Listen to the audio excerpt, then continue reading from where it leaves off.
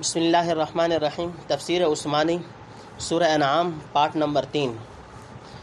بین یدیہ اس سے پہلے ہے نمبر 1 وَلِتُنذِرَ أُمَّ الْقُرَىٰ اور تاکہ تو ڈرائے مکے والوں کو، ومن حولہا اور اس کے آس پاس والوں کو۔ نمبر 2 والذین یؤمنون بالآخرۃ اور جن کو یقین ہے آخرت کا، یؤمنون بہ وہ اس پر ایمان لاتے ہیں، وہم علی صلاتہم اور وہ ہیں اپنی نماز سے یحافظون خبردار۔ نمبر 3 ومن اظلم ممن افترى علی اللہ کذبا اور اس سے زیادہ ظالم کون ہے جو باندھے اللہ پر بہتان، او قال اوحی الیہ یا کہے مجھ پر وحی اتری، ولم یوحی الیہ شیء اور اس پر وحی نہیں اتری کچھ بھی، ومن قال سانزل مثل ما انزل اللہ اور جو کہے کہ میں بھی اتارتا ہوں مثل اس کے جو اللہ نے اتارا۔ نمبر 4 ولو تری اذ الظالمون فی غمرات الموت اور اگر تو دیکھے جس وقت کے ظالم ہوں موت کی سختیوں میں۔ نمبر 5 والملائکۃ باسطوا ایدیہم اور فرشتے اپنے ہاتھ بڑھا رہے ہیں، اخرجوا انفسکم نکالو اپنی جانیں۔ نمبر 6 الیوم تجزون عذاب الہون آج تم کو بدلے میں ملے گا ذلت کا عذاب۔ نمبر 7 بما کنتم تقولون علی اللہ غیر الحق اس سبب سے کہ تم کہتے تھے اللہ پر جھوٹی باتیں، وکنتم عن آیاتہ تستکبرون اور اس کی آیتوں سے تکبر کرتے تھے۔ نمبر 8 وَلَقَدْ جِئْتُمُونَا فُرَادًا اور البتہ تم ہمارے پاس آگے ایک ایک ہو کر، کما خلقناکم جیسے ہم نے پیدا کیا تھا تم کو، اول مرۃ پہلی بار، وترکتم اور چھوڑ آئے تم۔ تفسیر نمبر 1 یعنی اگر خدا نے کوئی چیز نہیں اتاری تو یہ مبارک کتاب کہاں سے ہے جس کا نام قرآن ہے اور جو تمام پچھلی کتابوں کے مضامین کی تصدیق کرنے والی ہے؟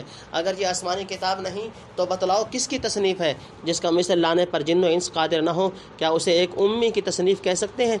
نمبر 2 ام القریٰ بستیوں کی اصل اور جڑ کو کہتے ہیں۔ مکہ مضمون تمام عرب کا دینی و دنیاوی مرجع تھا اور جغرافی حیثیت سے بھی قدیم دنیا کے وسط میں مرکز کی طرح واقع ہے، اور جدید دنیا امریکہ اس کے نیچے ہے، اور روایات حدیثیہ کے موافق پانی سے زمین بنائی گئی تو اول یہی جگہ کھلی تھی۔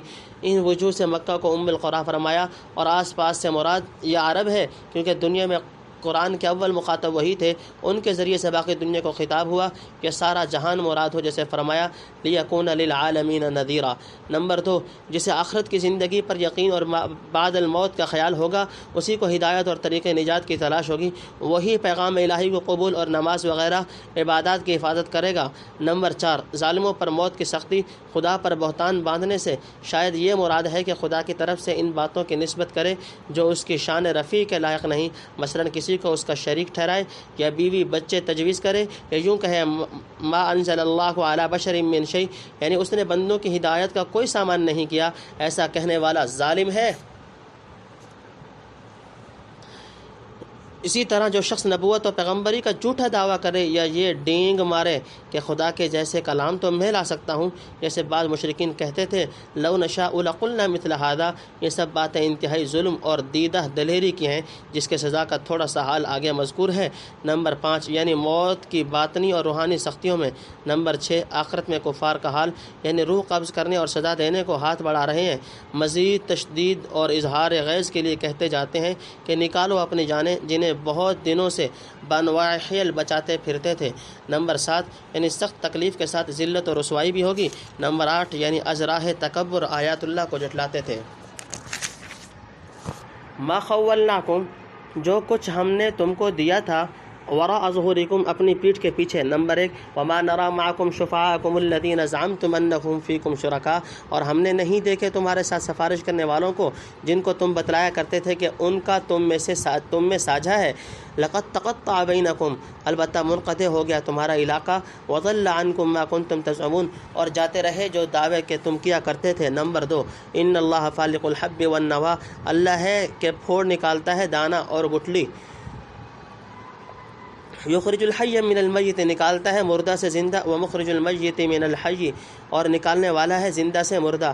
ذالکم اللہ فانا تؤفکون یہ ہے اللہ پھر تم کدھر بہہ کے جاتے ہو۔ نمبر 3 فالق الاصباح پھوڑ نکالنے والا صبح کی روشنی کا۔ نمبر 4 وجعل اللیل سکنا والشمس والقمر حسبانا اور اس نے رات بنائی آرام کو اور سورج اور چاند حساب کے لیے۔ ذالک تقدیر العزیز العلیم یہ اندازہ رکھا ہوا ہے زور آور خبردار کا۔ نمبر 5 وهو الذی جعل لکم النجوم اور اسی نے بنا دیے تمہارے واسطے ستارے، لتہتدوا بها فی ظلمات البر والبحر کہ ان کے وسیلہ سے راستے معلوم کرو اندھیروں میں جنگل اور دریا کے۔ نمبر 6 قد فصلنا الآیات لقوم یعلمون البتہ ہم نے کھول کر بیان کر دیے پتہ ان لوگوں کے لیے جو جانتے ہیں وَهُوَ الَّذِي أَنشَأَكُم مِّن نَفْسٍ، اور وہی ہے جس نے تم سب کو پیدا کیا۔ تفسیر نمبر 1، یعنی نہ سر پہ ٹوپی نہ پاؤں میں جوتی، تہے دست چلے آ رہے ہو، اور جس ساز و سامان پر فخر و ناز تھا اسے ہمراہ نہیں لائے، کہیں پیچھے چھوڑے آئے ہو۔ نمبر 2، یعنی جن کو تم سمجھتے تھے کہ اڑے وقت میں ہمارا ہاتھ بٹائیں گے اور مصیبت میں ساتھ ہوں گے، وہ کہاں چلے گئے؟ آج ہم ان کو تمہاری سفارش اور حمایت پر نہیں دیکھتے۔ حمایت و نصرت کے وہ علاقے آج ٹوٹ گئے جو لمبے چوڑے دعوے تم کیا کرتے تھے، سب رفو چکر ہوئے۔ نمبر 3، توحید کے دلائل، یعنی زمین میں دبائے جانے کے بعد گٹھلی اور دانہ کو پھاڑ کر سبزہ پودا اگانا، یہ جاندار کو بے جان سے اور بے جان کو جاندار سے نکالنا، مثلا آدمی کو نطفہ سے، نطفہ کو آدمی سے پیدا کرنا، اسی خدا کا کام ہے۔ پھر اسے چھوڑ کر تم کدھر بہکے جا رہے ہو؟ کیا کوئی اور ہستی تمہیں ایسی مل سکتی ہے جو ان کاموں کو انجام دے سکے؟ نمبر 4، یعنی رات کی تاریکی میں سے جو پیلی پھٹ کر صبح صادق نمودار ہوتی ہے، اس کا نکالنے والا بھی وہی ہے۔ نمبر 5، نجوم سے راستوں کا علم، رات دن اور چاند سورج کا جو حکیمانہ نظام اور ان کی رفتار کا جو حساب مقرر فرما دیا، اس میں ذرا بھی تخلف یا کم و بیش نہیں ہوتا۔ نمبر 6، یعنی بلا واسطہ ان سے رستہ معلوم کرو یا بواسطہ، مثلا قطب نما کے ذریعے سے۔ واحدۃ، ایک شخص سے۔ نمبر 1، فمستقر و مستودع، پھر تو تمہارا ایک ٹھکانہ ہے اور امانت رکھنے کی جگہ۔ نمبر 2، قد فصلنا الآیات لقوم یفقہون، البتہ ہم نے کھول کر سنا دیا اس قوم کو جو سوچتے ہیں۔ وَهُوَ الَّذِي أَنزَلَ مِنَ السَّمَاءِ مَاءً، اور اسی نے اتارا آسمان سے پانی، فَأَخْرَجْنَا بِهِ نَبَاتَ كُلِّ شَيْءٍ، پھر نکالی ہم نے اس سے اگنے والی ہر چیز۔ نمبر 3، فَأَخْرَجْنَا مِنْهُ خَضِرًا نُخْرِجُ مِنْهُ حَبًّا مُتَرَاكِبًا، پھر نکالی اس میں سے سبز کھیتی جس سے ہم نکالتے ہیں دانے ایک پر ایک چڑھا ہوا۔ وَمِنَ النَّخْلِ مِنْ طَلْعِهَا قِنْوَانٌ دَانِيَةٌ، اور کھجور کے گابھے میں پھل کے گچھے جھکے ہوئے۔ نمبر 4، وجنات من عناب، اور باغ انگور کے، والزیتون، اور زیتون کے، والرمان، اور انار کے، مشتبہا وغیر متشابہ، آپس میں ملتے جلتے اور جدا جدا بھی۔ نمبر 5، انظروا الی ثمرہ اذا اثمر وینعی، دیکھو ہر ایک درخت کے پھل کو جب وہ پھل لاتا ہے اور اس کے پکنے کو۔ نمبر 6، ان فی ذلکم لآیات لقوم یؤمنون، ان چیزوں میں نشانیاں ہیں واسطے ایمان والوں کے۔ نمبر 7، وجعلوا للہ شرکاء الجن وخلقہم، اور ٹھہراتے ہیں اللہ کے شریک جنوں کو حالانکہ اس نے ان کو پیدا کیا ہے۔ نمبر 8، وخرقوا لہ بنین وبنات، اور تراشی ہیں اس کے واسطے بیٹے اور بیٹیاں۔ تفسیر نمبر 1، یعنی آدم علیہ السلام سے۔ نمبر 2، انسانوں کے ٹھکانے، مستقر ٹھہرنے کی جگہ جسے ٹھکانہ کہا، اور مستودع سپرد کیے جانے اور امانت رکھنے کی جگہ کو کہتے ہیں۔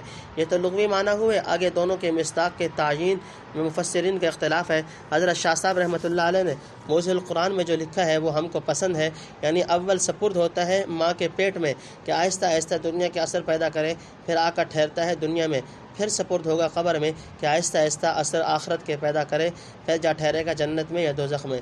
نمبر 3، نباتات سے توحید کے دلائل، یعنی تو آسمان کی طرف سے بادل برسایا جو سبب ہے نباتات کے اگانے کا۔ نمبر 4، یعنی بسبب بوجھل ہونے کے نیچے کو جھکے ہوئے۔ نمبر 5، یعنی صورت، شکل، مقدار، رنگ، بو اور مزہ کے اعتبار سے بعض پھل ایک دوسرے سے ملتے جلتے ہیں، بعض نہیں۔ نمبر 6، یعنی ابتداءً جب پھل آتا ہے تو کچا، بدمزہ اور ناقابل انتفاع ہوتا ہے، پھر پکنے کے بعد کیسا لذیذ، خوش ذائقہ اور کارآمد بن جاتا ہے۔ یہ سب خدا کی قدرت کا ظہور ہے۔ نمبر 7، انسانوں کی جسمانی اور روحانی کفالت۔ اس رکوع میں حق تعالیٰ نے جن افعال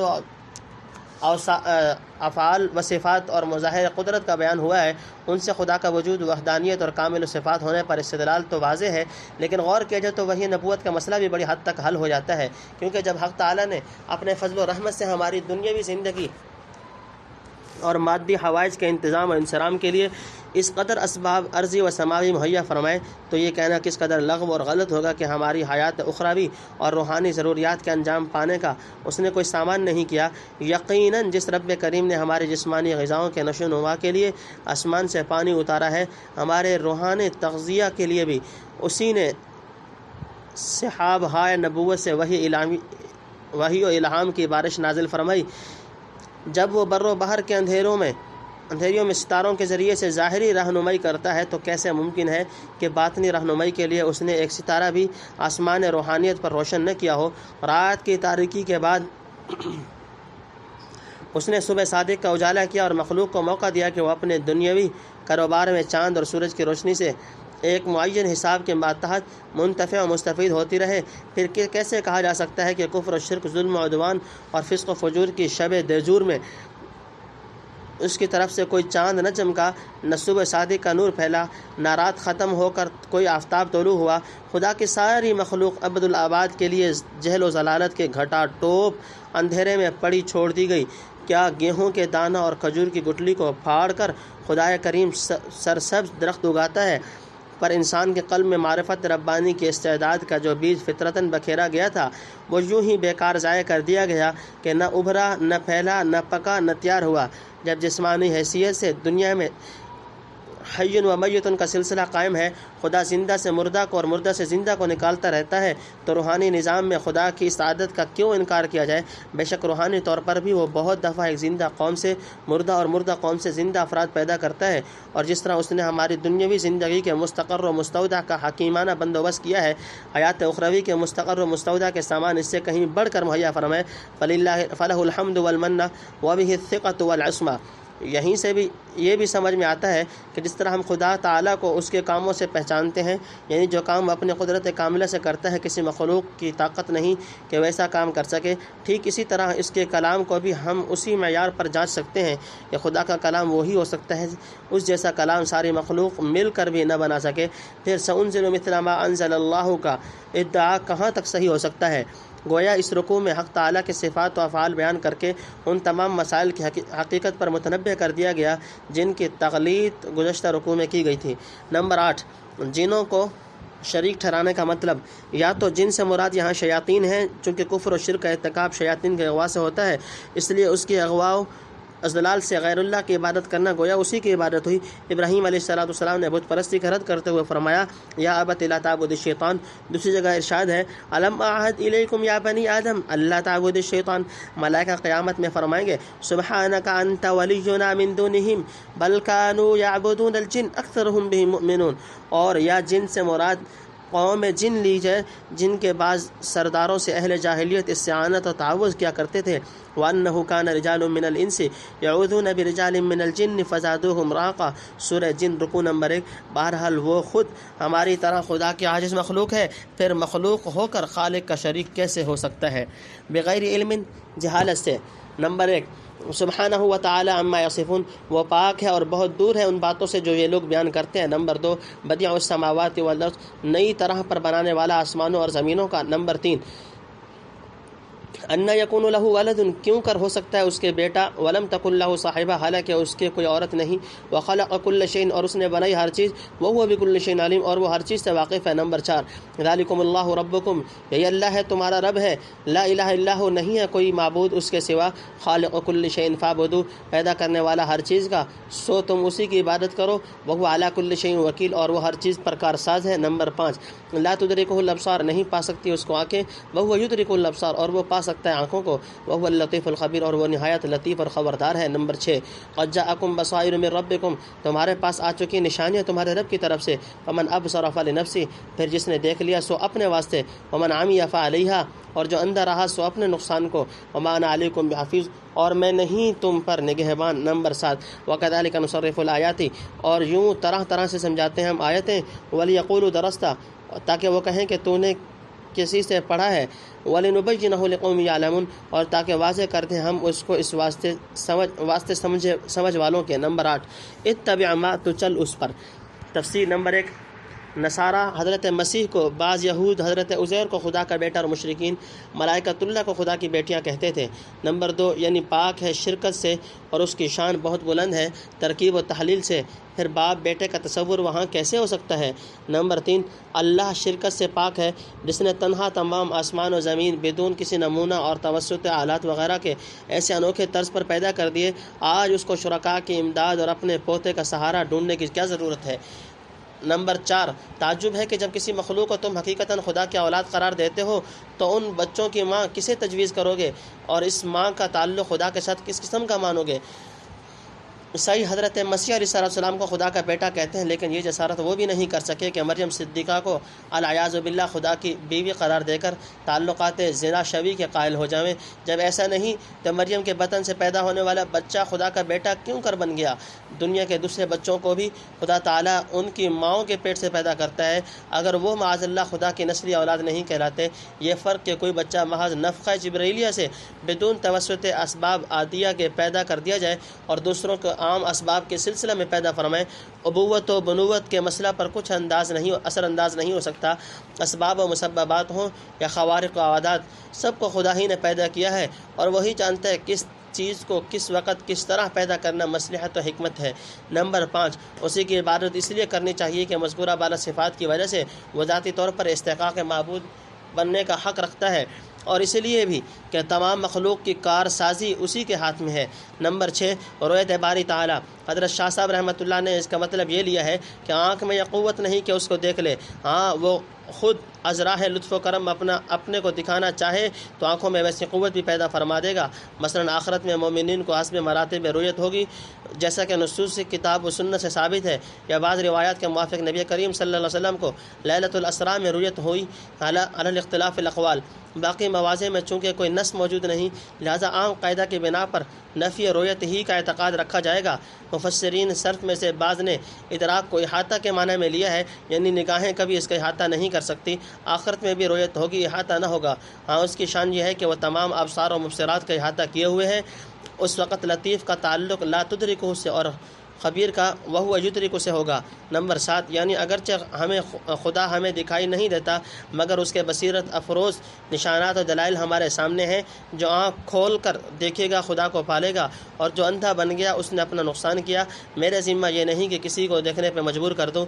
نمبر 8، یعنی اپنی آیتوں کو مختلف پہلوؤں اور عجیب و غریب انداز سے اس لیے سمجھاتے ہیں کہ آپ سب لوگوں کو پہنچا دیں اور ان میں استعداد و احوال کے اختلاف سے دو فریق ہو جائیں، ضدی اور بدفہم تو یہ کہیں کہ ایسے علوم و معارف اور مؤثر مضامین ایک امید سے کیسے بن پڑتے؟ ضرور مختلف اوقات میں کسی سے سیکھتے رہے ہوں گے، پھر پڑھا کے ہمارے سامنے پیش کر دیے، لیکن سمجھدار اور انصاف پسند لوگوں پر حق واضح ہو جائے گا اور شیطانی شکوک و شبہات زائل ہو جائیں گے۔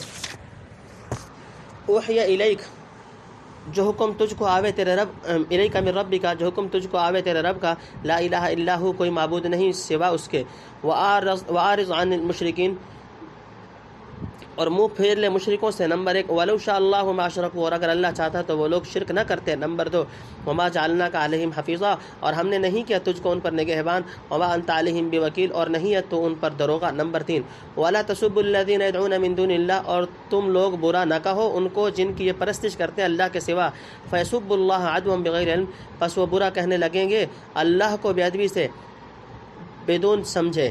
نمبر 4، كَذَلِكَ زَيَّنَّا لِكُلِّ أُمَّةٍ عَمَلَهُمْ، اس طرح ہم نے مزین کر دیا ہر ایک فرقہ کی نظر میں ان کے اعمال کو، ثم الی ربہم مرجعہم، پھر ان کو اپنے رب کے پاس پہنچنا ہے، فینبئہم بما کانوا یعملون، تب وہ جتلا دے گا ان کو جو کچھ وہ کرتے تھے۔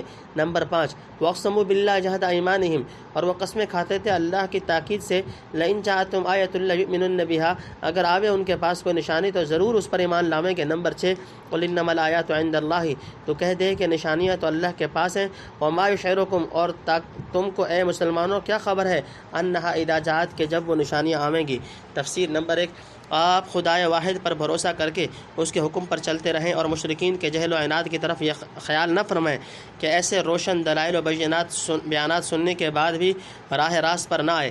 نمبر 2، یعنی حق تعالیٰ کی تکوینی حکمت اس کو مقتضی نہیں ہوئی کہ وہ ساری دنیا کو زبردستی مومن بنا دے، بے شک وہ چاہتا تو روئے زمین پر ایک مشرک کو باقی نہ چھوڑتا، لیکن شروع سے انسانی فطرت کا نظام ہی اس نے ایسا رکھا ہے کہ آدمی کوشش کرے تو یقیناً ہدایت قبول کر سکے، تاہم قبول کرنے میں بالکل مجبور و مضطر نہ ہو، پہلے اس مسئلہ کی تقدیر گزر چکی۔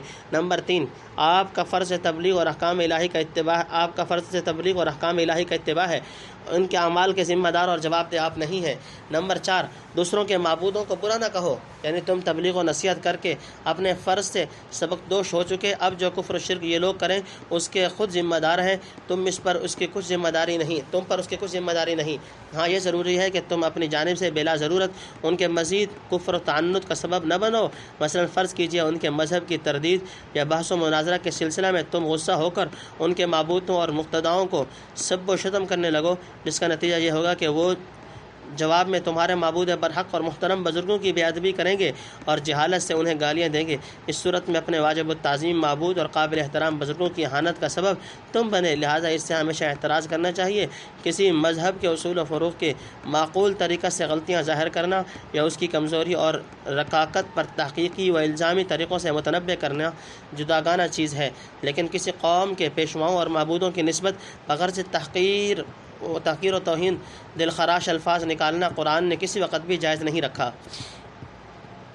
نمبر 5 یعنی دنیا چونکہ دار امتحان ہے، اس کا نظام ہم نے ایسا رکھا ہے اور ایسے اسباب جمع کر دیے ہیں کہ یہاں ہر قوم اپنے اعمال اور طور و طریق پر نازا رہتی ہے۔ انسانی دماغ کی ساخت ایسی نہیں بنائی کہ وہ صرف سچائی کے قبول اور پسند کرنے پہ مجبور ہو، غلطی کی طرف جانے کی گنجائش ہی نہ رکھے۔ ہاں اگر خدا کے یہاں جا کر جب تمام حقائق سامنے ہوں گے پتہ چل جائے گا کہ جو کام دنیا میں کرتے تھے وہ کیسے تھے۔ نمبر 6 یعنی بعض فرمائشی نشانیاں مثلا کوہ صفا خالص سونے کا بن جائے، لا یؤمنون یہ لوگ ایمان لے ہی آویں گے۔ نمبر 1 وَنُقَلِّبُ أَفْئِدَتَهُمْ وَأَبْصَارَهُمْ اور ہم الٹ دیں گے ان کے دل اور ان کی آنکھیں، كَمَا لَمْ يُؤْمِنُوا بِهِ جیسے کہ ایمان نہیں لائے، اول مرتين نشانیوں پر پہلے بار، وَنَذَرُهُمْ فِي طُغْيَانِهِمْ يَعْمَهُونَ اور ہم چھوڑے رکھیں گے ان کو ان کی سرکشی میں بہکتے ہوئے۔ نمبر 2 تفسیر۔ نمبر 1 فرمائشی معجزات کا مطالبہ اور اس کے جواب۔ بعض مسلمانوں کو یہ خیال ہوا کہ اچھا ہوا اگر ان کی یہ حجت بھی پوری کر دی جائے، اس پر فرما دیا تمہیں کیا خبر، یہ سرکش ضدی لوگ فرمائشی نشان دے کر بھی ایمان نہیں رہیں گے، پھر سنت اللہ کے موافق اس کے مستحق ہوں گے کہ فوراً تباہ کر دیے جائیں، جیسا کہ اسی صورت کے شروع میں ہم مفصل لکھ چکے ہیں۔ نمبر 2 یعنی جب کفر و سرکشی میں تمادی ہوگی تو نتیجہ یہ ہوگا کہ ہم ان کے دل اور آنکھیں الٹ دیں گے، پھر حق کے سمجھنے اور دیکھنے کی توفیق نہ ملے گی۔ موضح القرآن میں ہے کہ اللہ جن کو ہدایت دیتا ہے اول ہی حق سن کر انصاف سے قبول کرتے ہیں، اور جس نے پہلے ہی ضد کی اگر نشانیاں بھی دیکھے تو کچھ ہیلا بنا لے۔ وَلَوْ أَنَّنَا نَزَّلْنَا إِلَيْهِمُ الْمَلَائِكَةَ اور اگر ہم اتاریں ان پر فرشتے، وَكَلَّمَهُمُ الْمَوْتَى اور باتیں کریں ان سے مردے، وَحَشَرْنَا عَلَيْهِمْ اور زندہ کرتے ہم ہر چیز کو، كُلَّ شَيْءٍ قُبُلًا مَا كَانُوا لِيُؤْمِنُوا ان کے سامنے تو بھی ہرگز ایمان نہ لانے والے نہیں، الا ان یشاء اللہ مگر یہ کہ چاہے اللہ، ولکن اکثرهم یجہلون لیکن ان میں سے اکثر جاہل ہیں۔ نمبر 1 وَكَذَلِكَ جَعَلْنَا لِكُلِّ نَبِيٍّ عَدُوًّا اور اسی طرح کر دیا ہم نے۔ نمبر 2 ہر نبی کے لیے دشمن، شیاطین الانس والجن شریر آدمیوں کو اور جنوں کو، یوحی بعضهم الی بعض جو کہ سکھلاتے ہیں ایک دوسرے کو، زخرف القول ملمہ کی ہوئی باتیں، غرورا فریب دینے کے لیے، ولو شاء ربک اور اگر تیرا رب چاہتا، ما فعلوہ تو وہ لوگ یہ کام نہ کرتے، فذرهم وما یفترون سو تو چھوڑ دے وہ جانے اور ان کا جھوٹ۔ نمبر 3 وَلِتَصْغَىٰ إِلَيْهِ أَفْئِدَةُ الَّذِينَ اور اس لیے کہ مائل ہوں ان کے ملمہ کی ہوئی باتوں کی طرف ان لوگوں کے دل، لا یؤمنون بالآخرہ جن کو یقین نہیں آخرت کا، وَلِيَرْضَوْهُ اور وہ اس کو بھی پسند بھی کر لیں، وَلْيَقْتَرِفُوا مَا هُمْ مُقْتَرِفُونَ اور کیے جامیں جو کچھ برے کام کر رہے ہیں۔ نمبر 4 افغیر اللہ ابتغی حکما سو کیا اب اللہ کے سوا کسی اور کو منصف بناؤں، وَهُوَ الَّذِي أَنزَلَ إِلَيْكُمْ حالانکہ اسی نے اتاری تم پر۔ تفسیر۔ نمبر 1 یعنی اگر ان کی فرمائش کے موافق بلکہ اس سے بڑھ کر فرض کیجئے آسمان سے فرشتے اتر کر آپ کی تصدیق کریں اور مردے قبروں سے اٹھ کر ان سے باتیں کرنے لگیں، اور تمام امتیں جو گزر چکی ہیں دوبارہ زندہ کر کے ان کے سامنے لا کھڑی کی جائیں، تب بھی سوء استعداد اور تعنت و عناد کی وجہ سے یہ لوگ حق کو ماننے والے نہیں۔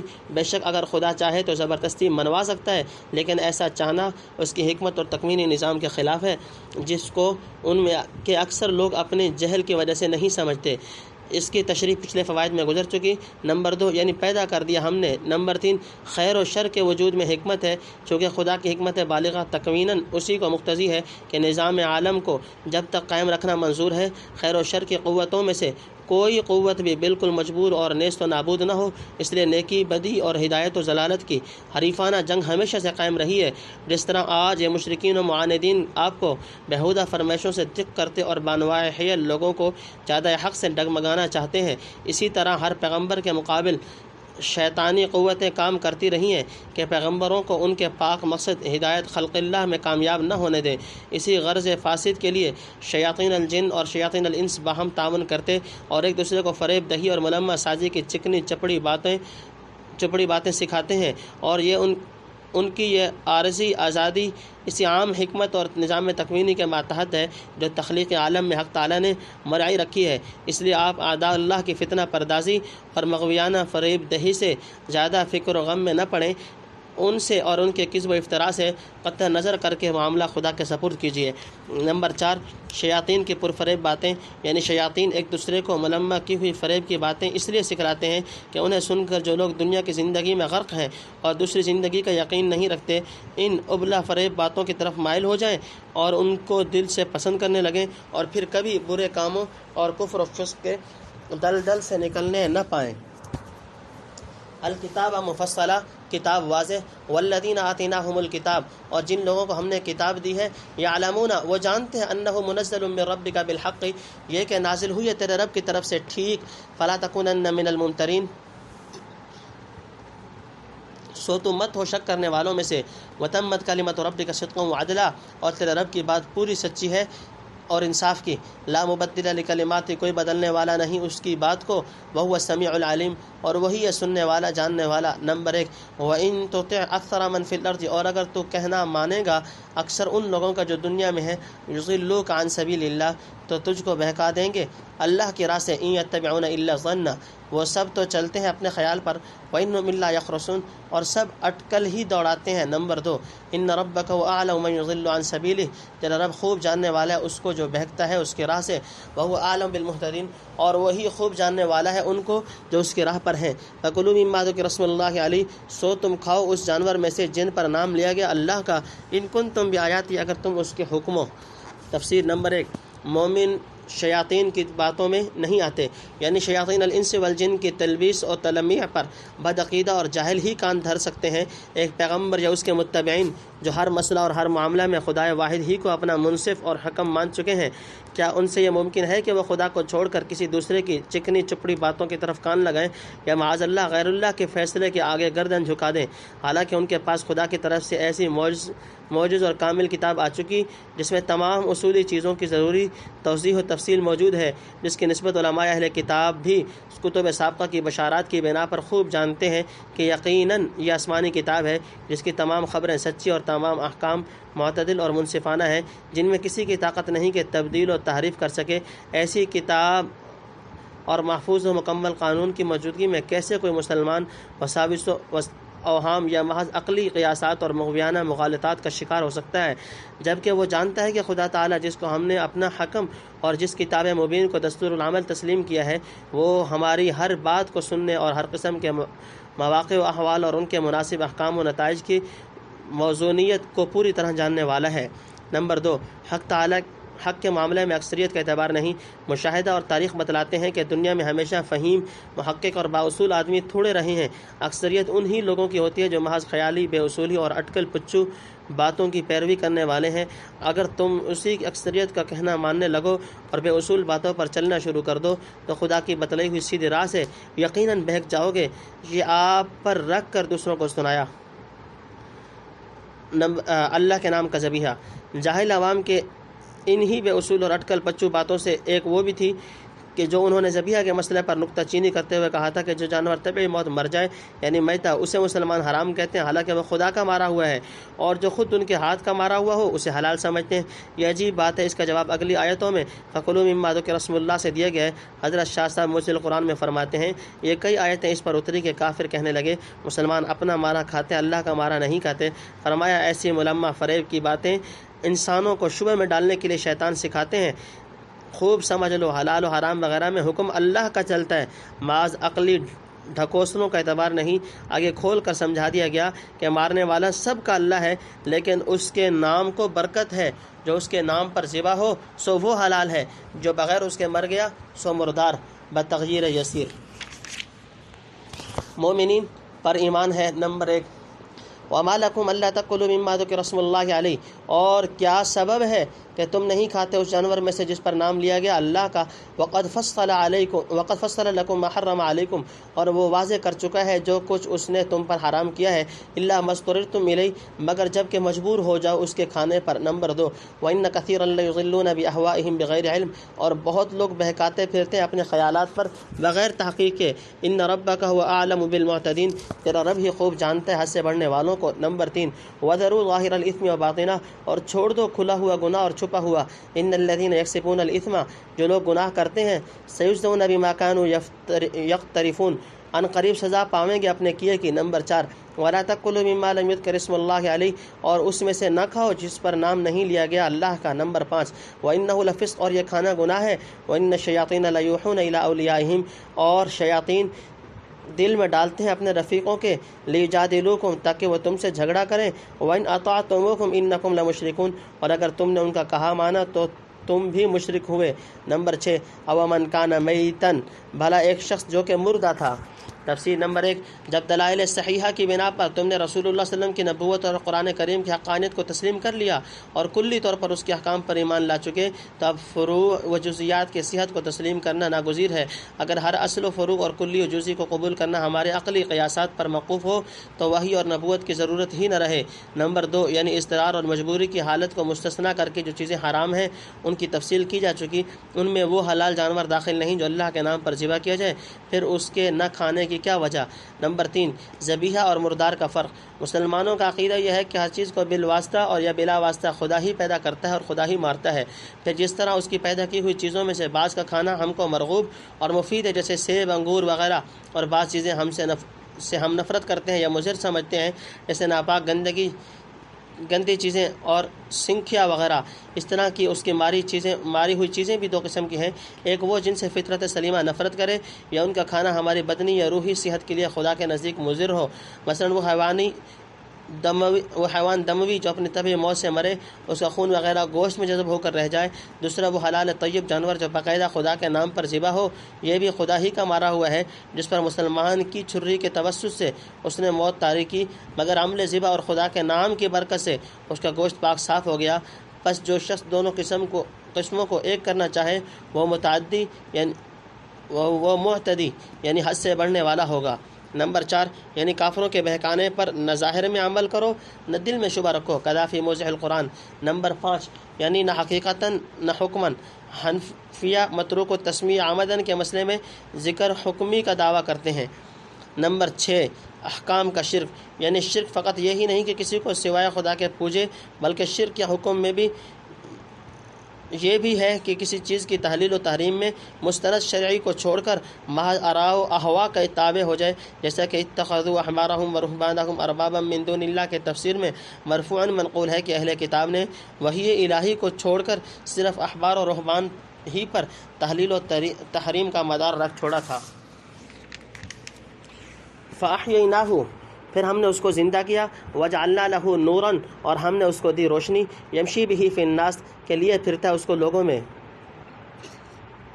كَمَثَلُهُ مَثَلُهُ فِي الظُّلُمَاتِ، برابر ہو سکتا ہے اس کے جس کا حال یہ ہو کہ پڑا ہے اندھیروں میں، لَيْسَ بِخَارِجٍ مِّنْهَا، وہاں سے نکل نہیں سکتا، كَذَلِكَ زُيِّنَ لِلْكَافِرِينَ مَا كَانُوا يَعْمَلُونَ، اسی طرح مزین کر دیے کافروں کی نگاہ میں ان کے کام۔ نمبر 1، وَكَذَلِكَ جَعَلْنَا فِي كُلِّ قَرْيَةٍ أَكَابِرَ مُجْرِمِيهَا، اور اسی طرح کیے ہم نے ہر بستی میں گناہ گاروں کے سردار، لِيَمْكُرُوا فِيهَا، کے ہیلے کیا کریں وہاں، وَمَا يَمْكُرُونَ إِلَّا أَنفُسَهُمْ وَمَا يَشْعُرُونَ، اور جو ہیلے کرتے ہیں سو اپنی ہی جان پر اور نہیں سوچتے۔ نمبر 2، وَإِذَا جَاءَتْهُمْ آيَةٌ، اور جب آتی ہے ان کے پاس کوئی آیت، قالوا لن نؤمن حتى نؤتى مثل ما اوتي رسول اللہ، تو کہتے ہیں ہم ہرگز نہیں مانیں گے جب تک نہ دیا جاوے ہم کو جیسے کہ دیا گیا اللہ کے رسولوں کو۔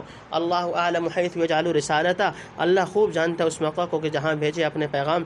سیصیب الذین اجرموا صغار عند اللہ، ان قریب پہنچے گی گناہ گاروں کو ذلت اللہ کے ہاں، وعذاب شدید، اور عذاب سخت، بما كانوا یمکرون، اس وجہ سے کہ وہ مکر کرتے تھے۔ نمبر 3، فمن یرید اللہ، سو جس کو اللہ چاہتا ہے، تفسیر نمبر 1، مومن اور کافر کا فرق۔ پہلے فرمایا کہ شیاطین اپنے رفقا کے دل میں ڈالتے ہیں کہ وہ مسلمانوں سے جھگڑا کریں، یعنی بحث و جدل، تلبیس و تلمیع اور وسوسہ اندازی کر کے ان کو بطریق حق سے ہٹا دیں، لیکن ان کو یہ ہوس خام اپنے دلوں سے نکال دینا چاہیے۔ وہ گروہ یا وہ شخص جو جہل و ضلال کی موت سے مر چکا، پھر اس کو حق تعالیٰ نے ایمان و عرفان کی روح سے زندہ کیا اور قرآن کی روشنی عطا فرمائی، جسے لے کر وہ لوگوں کے ہجوم میں بے تکلف راہ راست پہ چل رہا ہے۔ کیا اس کا حال اغواء شیطانی کے قبول کرنے میں ان اولیاء شیطان جیسا ہو سکتا ہے جو جہالت و ضلالت کے اندھیروں میں پڑے ٹھوکریں کھا رہے ہیں، جس سے نکلنے کی کوئی راہ نہیں پاتے، کیونکہ اسی ظلمت کو نور اور برائی کو بھلائی سمجھتے ہیں؟ ایسا کبھی نہیں ہو سکتا۔ نمبر 2، کفار کی تدابیر خود ان کے خلاف ہوتی ہیں، یعنی کچھ آج رؤسائے مکہ ہی نہیں ہمیشہ کے کافروں کے سردار ہیلے نکالتے رہے ہیں تاکہ عوام الناس پیغمبروں کے مطیع نہ ہو جائیں۔ جیسے فرعون نے معجزہ دیکھا تو ہیلا نکالا کہ سحر کے زور سے سلطنت لیا چاہتا ہے، لیکن ان کے یہ ہیلے اور دو پیچ بحمدللہ پکے ایمانداروں پر نہیں چلے۔ ہیلا کرنے والے اپنے عاقبت خراب کر کے خود اپنا ہی نقصان کرتے ہیں، جس کا احساس انہیں اس وقت نہیں ہوتا۔ نمبر 3، کفار کا گستاخانہ مطالبہ۔ ان کی مکاری اور متکبرانہ ہیلا جوئی کی ایک مثال یہ ہے کہ انبیاء علیہ السلام کے صدق کا جب کوئی نشان دیکھتے تو کہتے کہ ہم ان دلائل و نشانات کو نہیں جانتے، ہم تو اس وقت یقین کر سکتے ہیں جب ہمارے اوپر فرشتے نازل ہوں اور پیغمبروں کی طرح ہم کو بھی خدا کا پیغام سنائیں یا خود حق تعالی ہی ہمارے سامنے آ جائیں۔ وقال الذین لا یرجون لقاءنا لولا انزل علینا الملائکۃ ونرى ربنا لقد استکبروا فی انفسهم وعتوا عتوا کبیرا۔ فرقان رکوع نمبر 3۔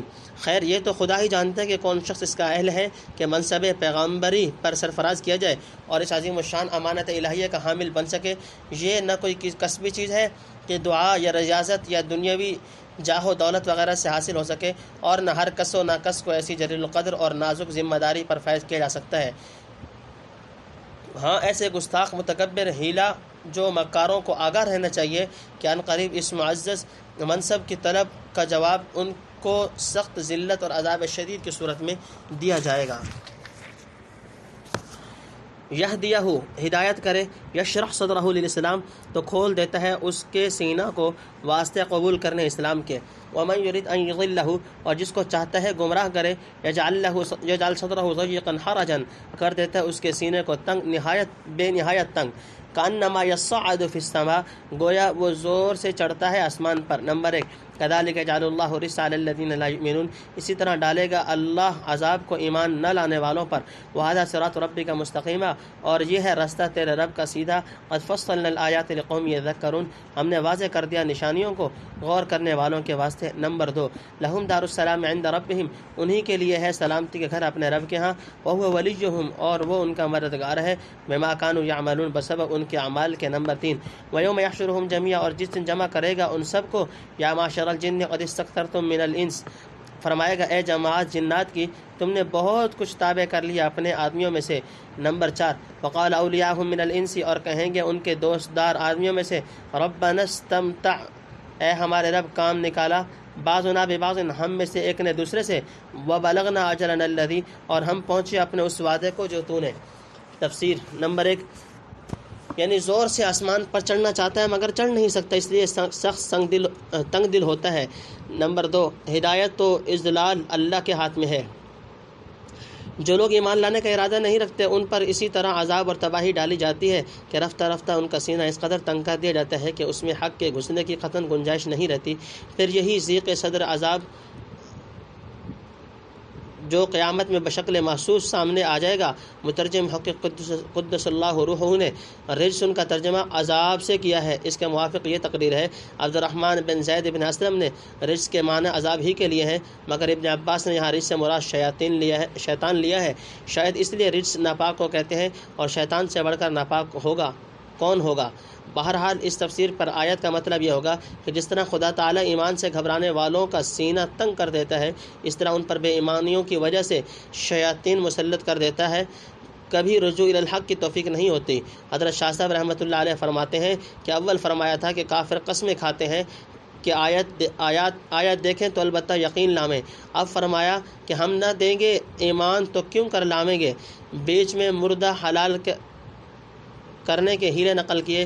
اب اس بات کا جواب فرمایا کہ جس کی عقل اس طرف چلے کہ اپنی بات نہ چھوڑے، جو دلیل دیکھے کچھ ہیلا بنا لے، وہ نشان ہے گمراہی کا، اور جس کی عقل چلے انصاف پر اور حکم برداری پر، وہ نشان ہدایت ہے۔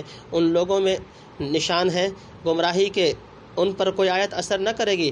باقی اللہ تعالیٰ کی طرف سے ارادہ ہدایت و اضلال کی نسبت کرنا، اس کے متعلق متعدد مواضح میں ہم کلام کر چکے، آئندہ بھی حسب موقع لکھا جائے گا، مگر یہ مسئلہ طویل و ذکر اور معرکۃ الآراء ہے، اس لیے ہمارا ارادہ ہے کہ اس پر ایک مستقل مضمون لکھ کر فوائد کے ساتھ ملحق کر دیا جائے گا۔ وباللہ التوفیق۔ نمبر 3، یعنی جو اسلام و فرما برداری کے سیدھے راستے پر چلے گا وہی سلامتی کے گھر پہنچے گا اور خدا اس کا ولی و مددگار ہوگا۔ یہ حال تو ان کا ہوا جن کا ولی خدا ہے، یعنی اولیاء الرحمن۔ آگے اولیاء الشیاطین کا حال بیان کیا جاتا ہے۔ نمبر 4، شیاطین جن سے خطاب، یعنی اے شیاطین الجن، تم نے بہت سے بدبخت انسانوں کو اپنی طرف متوجہ کر لیا اور اپنی راہ پر لگا لیا۔ اجلت لنا، ہمارے لیے مقرر کیا تھا۔ نمبر 1، قال النار مثواکم، فرمائے گا آگ ہے گھر تمہارا، خالدین فیہا، رہا کرو گے اسی میں، الا ما شاء اللہ، مگر جب چاہے اللہ۔ نمبر 2، ان ربک حکیم علیم، البتہ تیرا رب حکمت والا خبردار ہے۔ نمبر 3، وکذالک نولی بعض الظالمین بعضا بما کانوا یکسبون، اور اسی طرح ہم ساتھ ملاویں گے گناہ گاروں کو ایک کو دوسرے سے ان کے اعمال کے بسبب۔ نمبر 4، یا معشر الجن والانس، اے جماعت جنوں کی اور انسانوں کی، الم یأتکم رسل منکم، کیا نہیں پہنچے تھے تمہارے پاس رسول تمہیں میں کے، یقصون علیکم آیاتی، کہ سناتے تھے تم کو میرے حکم، وینذرونکم، اور ڈراتے تھے تم کو، لقاء یومکم ھذا، اس دن کے پیش آنے سے۔ نمبر 5، قالوا شہدنا علی انفسنا، کہیں گے کہ ہم نے اقرار کر لیا اپنے گناہ کا، وغرتہم الحیات الدنیا، اور ان کو دھوکہ دیا دنیا کی زندگی نے۔ نمبر 6، وشہدوا علی انفسہم، اور قائل ہو گئے اپنے اوپر، انہم کانوا کافرین، اس بات کے کہ وہ کافر تھے۔ نمبر 7، ذالک ان لم یکن ربک مہلک القری، یہ اس واسطے کہ تیرا رب ہلاک کرنے والا نہیں بستیوں کو، بظلم، ان کے ظلم پر، وَأَهْلُهَا غَافِلُونَ، اور وہاں کے لوگ بے خبر ہوں، وَلِكُلٍّ دَرَجَاتٌ مِّمَّا، اور ہر ایک کے لیے درجے ہیں ان کے۔ تفسیر۔ نمبر 1، اطاعت شیاطین کا انجام۔ دنیا میں جو انسان بت وغیرہ کو پوجتے ہیں وہ فی الحقیقت خبیث جن شیاطین کی پوجا ہے، اس خیال پر کہ وہ ہمارے کام نکال لیں گے ان کو نیازیں چڑھاتے ہیں، اور ویسے بہت سے اہل جاہلیت تشویش و اضطراب کے وقت جنوں سے استعانت کرتے تھے، جیسا کہ سورہ جن میں اشارہ کیا گیا ہے، اور ابن کثیر وغیرہ نے روایات نقل کی ہیں۔ جب آخرت میں وہ شیاطین الجن اور انسان برابر پکڑے جائیں گے اور حقائق کا انکشاف ہوگا، تب مشرک لوگ یوں عذر کریں گے، اے ہمارے پروردگار، ہم نے پوجا نہیں کی، لیکن آپس میں وقتی کارروائی کر لی تھی، اور موت کا وعدہ آنے سے پہلے دنیاوی کاروبار میں ہم ایک دوسرے سے کام نکالنے کی کچھ ترکیب کر لیا کرتے تھے، ان کی عبادت مقصود نہ تھی۔ نمبر 2، الا ماشاء اللہ کا مطلب یہ جو فرمایا مگر جب چاہے اللہ، اس واسطے کہ دوزخ کا عذاب دائم ہے تو اسی کے چاہنے سے ہے، اور جب چاہے موقوف کرنے پر قادر ہے، لیکن ایک چیز چاہ چکا اور اس کی خبر پیغمبروں کی زبانی دی جا چکی، اب ٹل نہیں سکتی۔ نمبر 3، یعنی مجرموں کے جرائم سے پوری طرح خبردار ہے اور حکمت بالغہ سے ہر جرم کی برمحل اور مناسب سزا دیتا ہے۔ نمبر 4، دوزخ میں ظالموں کے طبقات، جیسے تم نے شیاطین الجن اور ان کے اولیاء انسی کا حال سنا، اسی طرح تمام ظالموں اور گناہ گاروں کو ان کے ظلم اور سیاہ کاریوں کے تناسب سے دوزخ میں ہم ایک دوسرے کے قریب کر دیں گے، اور جو جس درجے کا ظالم و گناہ گار ہوگا اس کو اسی طبقہ عصات میں مولا دیں گے۔ نمبر 5، ایک اشکال اور اس کا جواب۔ اوپر جن و انس کی شرارت اور سزا کا بیان تھا، اور اولیاء الجن کی زبانی فی الجملہ معذرت بھی نقل کی گئی تھی۔ اب بتلایا جاتا ہے کہ ان کا کوئی عذر معقول اور قابل سماعت نہیں، دنیا میں خدا کی حجت تمام ہو چکی، جس کا خود انہیں بھی قرار کرنا پڑے گا۔ یہ خطاب یا معشر الجن والانس کا قیامت کے دن ہوگا، اور مخاطب جن و انس کا یعنی کل مکلفین کا مجموعہ ہے، ہر جماعت الگ الگ مخاطب نہیں۔ جو یہ اعتراض ہو کہ رسول تو ہمیشہ انسانوں میں سے آئے، قوم جن میں سے کوئی پیغمبر نہیں بھیجا گیا، پھر رسول منکم، رسول تم ہی میں کے کہنا کیسے صحیح ہوگا؟ اصل یہ ہے کہ مجموعہ مخاطبین میں سے اگر کسی نوع میں بھی اتیان رسل متحقق ہو جائے، جس کی غرض تمام مخاطبین کو بلا تخصیص فائدہ پہنچانا ہو، تو مجموعہ کو خطاب کرنے میں کوئی اشکال نہیں رہتا۔ مثلاً کوئی یہ کہے، اے عرب و عجم کے باشندوں اور یورپ پچھم کے رہنے والوں، کیا تم ہی میں سے خدا نے محمد صلی اللہ علیہ وسلم جیسے کامل انسان کو پیدا نہیں کیا؟ اس عبارت کا مطلب کسی کے نزدیک یہ نہیں ہو سکتا کہ ایک محمد صلی اللہ علیہ وسلم تو عرب میں پیدا کیے گئے اور دوسرے عجم میں ہونے چاہیے، اس طرح یورپ کے علیحدہ اور پچھم کے علیحدہ محمد صلی اللہ علیہ وسلم ہو، تب یہ عبارت صحیح ہوگی۔ علی ھذا القیاس یہاں سمجھ لیجئے یا معشر الجن والانس الم یأتکم الی آخری کا مدلول صرف اس قدر ہے کہ جن و انس کے مجموعہ میں سے پیغمبر بھیجے گئے، باقی یہ تحقیق کہ ہر نوع میں سے الگ الگ پیغمبر آئے یا ہر ایک پیغمبر کا کل افراد جن و انس کی طرف مبعوث ہوا، یہ آیت اس کے بیان سے ساکت ہے۔ دوسرے نصوص سے جمہور علماء نے یہی اقرار کیا ہے، نہ ہر ایک پیغمبر کی بعثت عام ہے اور نہ کسی جن کو اللہ تعالیٰ نے مستقل رسول بنا کر بھیجا ہے۔ جنات انسان کے تابع بنائے گئے ہیں، اکثر معاشی و معادی معاملات میں ان کو حق تعالیٰ نے انسانوں کے تابع بنا رکھا ہے، جیسا کہ سورہ جن کی آیات اور نصوص حدیثیہ وغیرہ اس پر دلالت کرتی ہیں۔ یہ کوئی ضابطہ نہیں کہ مخلوق کی ہر نوع کے لیے اسی نوع کا کوئی شخص رسول ہوا کرے۔ باقی انسانوں کی طرف فرشتے کو رسول بنا کر بھیجنے سے جو قرآن کے متعدد مواضع میں انکار کیا گیا، اس کا اصلی منشا یہ ہے کہ عام انسان بہیمۃ الاصلیہ اس کی رویت کا تحمل نہیں کر سکتے اور بے اندازہ خوف و حیبت کی وجہ سے مستفید نہیں ہو سکتے، اور بصورت انسان آئیں تو بے ضرورت التباس رہتا ہے۔ اسی پر قیاس کر لو کہ اگر قوم جن میں منصب نبوت کی اہلیت ہوتی تو وہ بھی انسانوں کے لیے مبعوث نہیں کیے جا سکتے تھے، کیونکہ وہاں بھی یہی اشکال تھا۔ ہاں، رسول انسی کا جن کی طرف مبعوث ہونا اس لیے مشکل نہیں کہ جنوں کے حق میں انسان کی رویت نہ تو ناقابل تحمل ہے اور نہ انسان کا سوری خوف و رعب استفادہ سے مانع ہو سکتا ہے۔ ادھر پیغمبر کو حق تعالیٰ و قوت قلبی عطا فرما دیتا ہے کہ اس پر جن جیسی ہیبت ناک مخلوق کا کوئی رعب نہیں پڑتا۔ نمبر 6، یعنی دنیا کی لذات و شہوات نے انہیں آخرت سے غافل بنا دیا، کبھی خیال بھی نہ آیا کہ اس احکم الحاکمین کے سامنے جانا ہے جو ذرہ ذرہ کا حساب لے گا۔ نمبر 7، کفار کے آخرت میں اقرار کفر۔ اس صورت میں اوپر مذکور ہوا ہے کہ اول کافر اپنے کفر کا انکار کریں گے، پھر حق تعالیٰ تدبیر سے ان کو قائل کرے گا۔ عاملو عمل کے، وما ربک بغافل عما یعملون، اور تیرا رب بے خبر نہیں ان کے کام سے۔ نمبر 1، وربک الغنی ذو الرحمہ، اور تیرا رب بے پرواہ ہے، رحمت والا ہے۔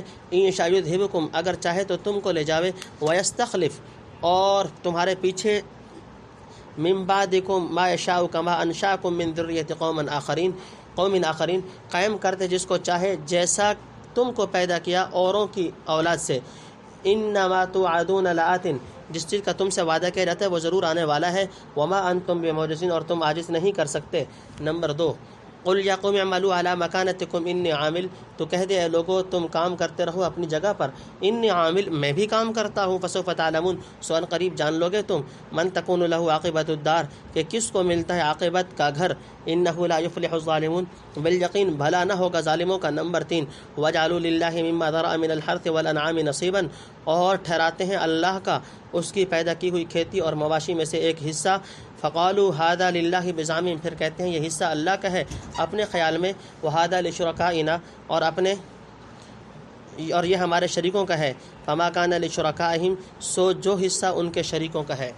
تفسیر۔ نمبر 1، یعنی خدا کی عادت نہیں کہ بدون آگاہ اور خبردار کیے کسی کو اس کے ظلم و عصیان پر دنیا یا آخرت میں پکڑ کر ہلاک کر دے، اسی لیے رسول اور نذیر بھیجے کہ وہ خوب کھول کر تمام جن و انس کو ان کے بھلے برے اور آغاز و انجام سے خبردار کرے، پھر جس درجہ کا کسی کا عمل ہوگا حق تعالیٰ اس کے ساتھ ویسے ہی معاملہ کرے گا۔ نمبر 2، بندوں کے کفر و ایمان سے اللہ بے پرواہ ہے، خدا نے رسول بھیج کر اپنی حجت تمام کر دی، اب اگر تم نہ مانو اور سیدھے راستے پر نہ چلو تو وہ غنی ہے، اسے تمہاری کچھ پرواہ نہیں، وہ چاہے تو تم کو ایک دم میں لے جائے اور اپنی رحمت سے دوسری قوم کو تمہاری جگہ کھڑا کر دے جو خدا کے مطیع اور وفادار ہو، اور تم کو لے جا کر دوسری قوم کو لے آنا خدا کے لیے کیا مشکل ہے۔ آج تم اپنے جن آباء و اجداد کے جانشین بنے بیٹھے ہو، آخر ان کو اٹھا کر تم کو اس دنیا میں اسی خدا نے جگہ دی ہے۔ بہرحال خدا کا کام رک نہیں سکتا، تم نہ کرو گے تو دوسرے کھڑے کیے جائیں گے۔ ہاں، یہ سوچ رکھو کہ یہی بغاوت و شرارت رہی تو خدا کا عذاب اٹل ہے۔ تم اگر سمجھو کہ بھاگ کر یہ کسی کی پناہ لے کر سزا سے بچ جاؤ گے تو یہ محض حماقت ہے۔ ساری مخلوق مل کر بھی خدا کو اس کی مشیت کے نفاذ سے عاجز نہیں کر سکتی۔ نمبر 3، یعنی ہم سب نیک و بد اور نفع و ضرر سے آگاہ کر چکے، اس پر بھی اگر تم اپنی جانوں پر ظلم کرنے سے باز نہیں آئے تو تم جانو اپنے تم اپنا کام کیے جاؤ، میں اپنا فرض ادا کرتا ہوں۔ ان قریب کھل جائے گا کہ اس دنیا کا آخری انجام کس کے ہاتھ میں ہے۔ بلا شبہ ظالموں کا انجام بھلا نہیں ہو سکتا۔ آگے ان کے چند اعتقادی اور عملی ظلم بیان کیے جاتے ہیں جو ان میں رائج تھے، اور سب سے بڑا ظلم وہی ہے جسے فرمایا ان الشرک لظلم عظیم۔ یہ تیسرا پارٹ بھی اپنے اختتام کو پہنچا۔ اللہ تعالیٰ مزید اپنے خاص رحمت سے تکمیل فرمائے۔